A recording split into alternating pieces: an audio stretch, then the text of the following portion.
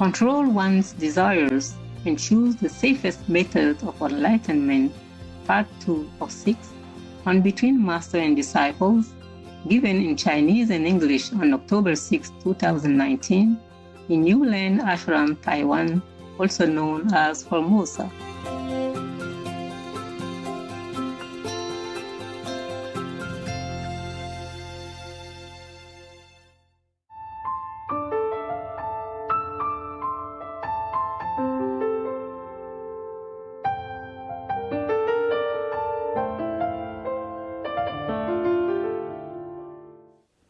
You remember the story I told you about Kabir? He offered his wife to the neighbor grocery store owner so that he may have some food for his true seeker at home. Yeah, he didn't have a lot of money. He worked for his upkeep by laboring. He doesn't earn a lot of money. So then he didn't even have money to buy enough food for the influx at that time of the true seeker who flocked to him for wisdom and maybe initiation. So his wife went neighboring to borrow some flour until they have enough money to repay, but the owner wanted something else. If she stay with him for a night, then she can have anything she wants for that day. But she doesn't stay, of course. She went home and told her husband. So her husband, Kabir, Saint Kabir, who has been chaste, abstinent from physical intercourse with his wife all this time, and who advocates abstinence, brought his wife, carry her by himself to the grocery store owner and said, "Here she is. You can have the pleasure. Let me have the food." Some of you ask me, why would the saint do that? Isn't that kind of contradictory towards what he preached? Anybody? Tell me, all these years that you have been listening to me, I want to listen to you now. Who can tell me? Well, I have that fancy glass for you. Look good? No, the fan? Anyone?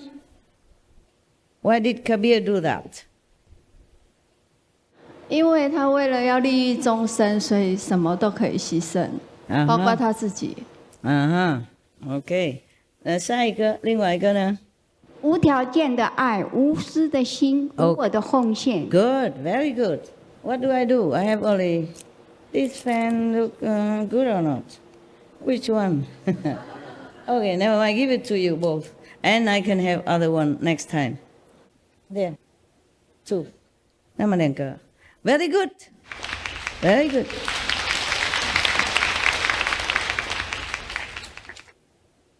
So, I wrote on my notes, okay? Because I know some of you ask this kind of question. I wrote here. Remember to tell you explanation, because I wrote so different notes here, I might forget. Explanation, extra. Kabir offered his wife to his neighbor in exchange for some food to feed his spiritual seeker's guests. Does it make him immoral? Though he himself abstained from sex. How do we know that? Because in his teaching it's written so. Somebody asked him, why did he marry before? And of course had intercourse with his wife all that time until he stopped. So he said, because I wasn't enlightened. So that meaning he doesn't do anymore. They became like friends, okay? Many saints are like that. They only have intercourse for the sake of having children. That's what I told you already. So no master does things actually for the sake of themselves, but for others, unconditionally, with love. So it is like a sacrifice, even though it doesn't look like that. Not as we use sensual pleasure to just satisfy ourselves in a selfish way, or indulgent way, or ignorant way. That's the big difference between enlightened beings and the ignorant rest. But not all masters would do this kind of sacrifice. Not all do that. Not all are willing to do that. There was one, I remember one master, maybe in Tibet or somewhere. One time, one of the daughter of the patron brought food to him, and he wanted to have a physical intercourse with her, and then she was crying and running back home and tell her mother. Her mother brought the daughter back and said, I'm sorry, my daughter was so ignorant. Please, she's yours, okay? Don't worry. I told her already. If you need it for some reason, please, she's yours. And the master refused, said, no, it's too late now. I don't need her anymore because I just saw one of my friend was going to be reborn into some of the bad stage of existence, a bad animal's form. So I just wanted to help him to be born as human, and then I can continue to help him. But she ran away, and it's too late. He's gone already. He's gone into an animal incarnation already, so no need now, but thank you. Not every master do this, huh? Not all masters do this. Very rarely, very rarely. Very rarely the master gave it all. Maybe the master did not know. Also, maybe the master know but did not want. Many masters don't even want to teach students or teach very few students, selected few, after observing for a long, long time, that they come and work for him and do some labor to earn merit, and then the master observe to see which one are more potential for the real thing, for the real initiation. So you can see the example of the master of Hui Neng. Even though Hongren, the fifth master of Zen after Bodhidharma, as many people came to him, the rich, the famous, the powerful, the normal, the common, and the monks, they came to be monk with him also. But he did not really teach them a lot. Maybe just to recite Buddha's name, bow to the statues, recite in morning and evening liturgy, the service, morning, evening service, for the ghosts and for all beings, to pray for all people. So when he have a test, exam, to see who is worthy to be his successor, the best of his so-called monk disciple wrote some, verses. It's like I could even write it myself.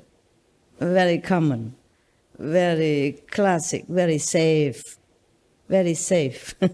safe for stanzas. Until Hui Neng came, and then he wrote something else. He did not know how to write, how to read Chinese, because he came from Vietnam at that time. But he asked someone else to help him to write. And that is superior to anything that all disciple can ever imagine or can come up with. It's not what he wrote. It is truly he realized that. Because he is super enlightened already. He was enlightened already before he came to this master.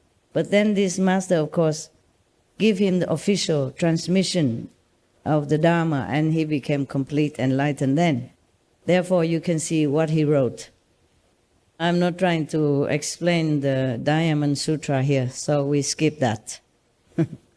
I just want to tell you that his writing mirror what he realized inside. That's why Master Hongren gave him his chasa, the clothes, and the begging bowl that has been left since the Bodhidharma for the successor. It's just a symbolic of successorship. It don't cost anything much. It's just a normal monk's robe, okay? And a normal monk begging bowl is not made of gold or diamond or anything that is so precious that somebody even chased Hui Neng afterward, trying to kill him to get these things. Many people want to kill him or to harm him for this monk's robe and for the begging bowl. Not because they are valuable. It's just they are a symbol of mastership, of the succeeded mastership. And they hated it when a Vietnamese just came not long ago and then left with the most treasure of China at that time. Even not many masters want to give disciple initiation. Milarepa, he has to work for a long time, and suffer a lot of beating, scolding, and then even he sneak into another area to find the chief initiated disciple, just like Guan Messenger nowadays, to get the initiation. It doesn't work. He has no experience, nothing. No light, no sound. Because the original master, Mahabharata, did not allow it. It's not the chief disciple that gave initiation. It is the master who gave. Even the master is not there. Just like sometimes you get initiation here, I'm not there. But you still have experience. Meaning, in the old time, not many masters willing to take in a lot of disciples. Maybe followers, okay, you can come and go, clean the temple, to earn merit, repair the Buddha's altar, cooking for the assembly, all that kind of thing. But not the disciple. Because to give initiation means you have to shoulder that person's karma for life after lives after lives after lives, aeon after aeons, kalpas after kalpas. One person karma alone can cover up the whole sky. Buddha said that. Not to talk about his families, his friends, his loved ones, wives, and 5, 6, 7, 8, 9 generation, backward, forward. So not every master willing to suffer, or not many masters having enough power to cover all that. Therefore, not to talk about any other thing that is extraordinary, like offering his physical body or his spiritual energy through physical contact. I will tell you why later. The extra, okay? Remind me. If any master sacrifice at all, then through the body suffering, like, for example, Jesus, bless his soul, or Prophet Muhammad, peace be upon him, or Buddha even, he has to suffer. But not much is written, because Buddha is man. Men, they don't talk a lot about their suffering. Even if they almost cannot walk or raise, no problem, I'm okay. Yeah, macho, And they're just not used to it. They've just been taught to bear it all, to keep it to themselves, which is good. I don't do this stuff. I don't do this macho stuff. Mostly I do. It's just, if I can, I air it out, So some of you know, so that you don't illusionize about being a master, how glory and how beautiful and how easy, only come out on Sunday wearing beautiful glass and talk beautiful things and have a lot of bodyguards around Sunday. Yeah, it's like that. So if the master suffer, mostly just physical pain. Very rarely a master suffer, like the story I just told you about the Lama who wanted to have physical intercourse with that daughter of the good family.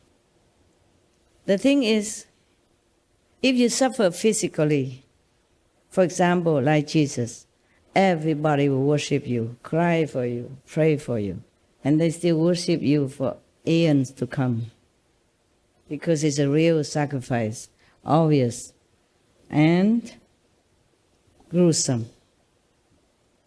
Even then, it's very terrible already to be nailed on the cross and suffer humiliation and pain and suffering even before the cross.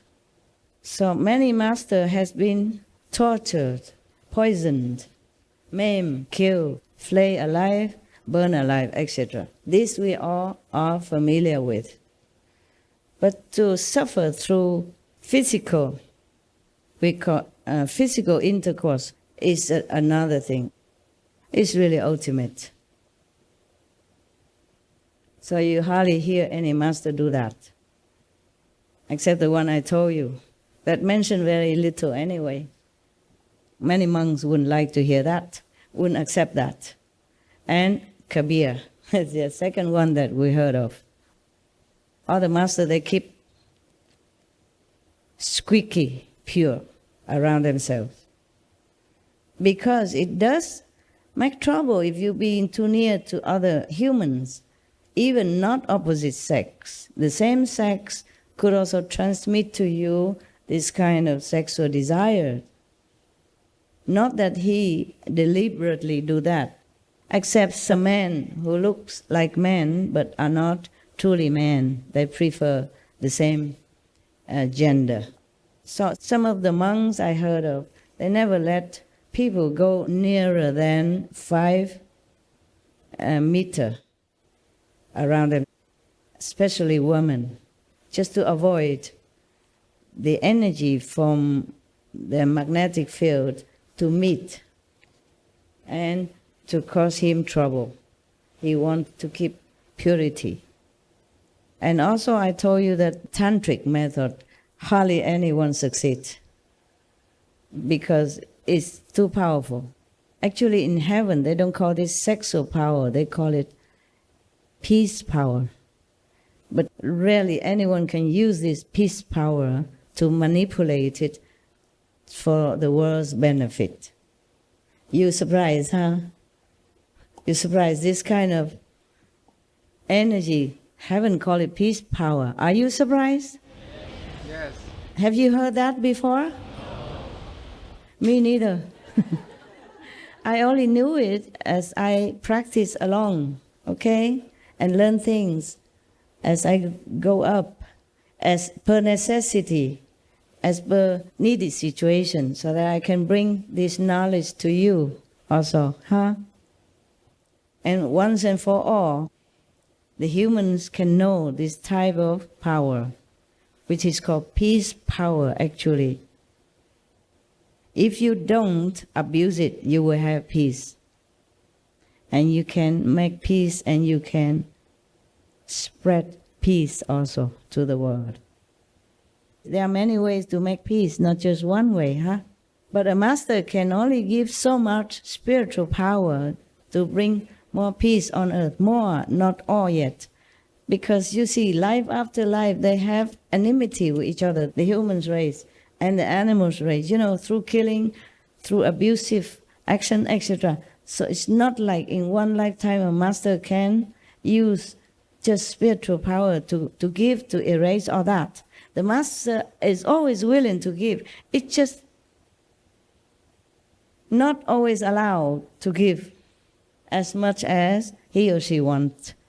Otherwise, peace would have been done quicker, easier. They call it peace power, but very difficult to explain to you this, okay? Very difficult. Because you have to practice in order to know. If a master wants to use that, he or she can use in appropriate manner. Just know how, but it's very difficult. Don't use that. Anyway, if you have to, I told you how already, yeah? If you try, okay? Only you can know it, that you can or not. That's the ultimate, because this is the ultimate more than sacrifice of the body. Why? Because if you die as martyr, all will praise and worship you or believe in you. But if you have this physical, sensual act with the opposite sex, no one would ever understand it as a sacrifice. So your reputation will be ruined, 1. Your disciples will run away, 2, etc., etc. Your followers will drop you like a hot potato. So you see this. This method is a no, no, no, by all means. even by the adept. Actually, many masters also don't teach this. The Buddha also don't. Number one, it's very difficult and dangerous. Number two, people can abuse it. Some a half-baked teacher can always come up and say, oh, this method is good, I know how. I teach all of you. And then abuse it. And then slandering those who don't do it as well, because only half-baked or maybe a quarter-baked, not cooked. That master is not well done. And he just use it because it's so convenient, it's so pleasurable, easy to do. Easier than sit all day, meditate for many hours, eating one meal a day, wearing scanty, very simple clothes, living in a simple area. And then many of the vulnerable followers and believers would fall into this kind of trap, thus harming themselves. Harming themselves because they will think this is the way and the master is perfect. The master can do it. They lead you to liberation through that. And they're all falling. And they have no chance to find a true method. So many masters don't allow this, so it's just a taboo. No, no, no. Some masters know this, but it's taboo and it's easier just to say no. So no more question, no more trespassing, the limit. Not to talk about the master himself would ever do that for the above mentioned reason. But that is not all. That is not all harmful about this method. More to come. If I have time, I will explain to you.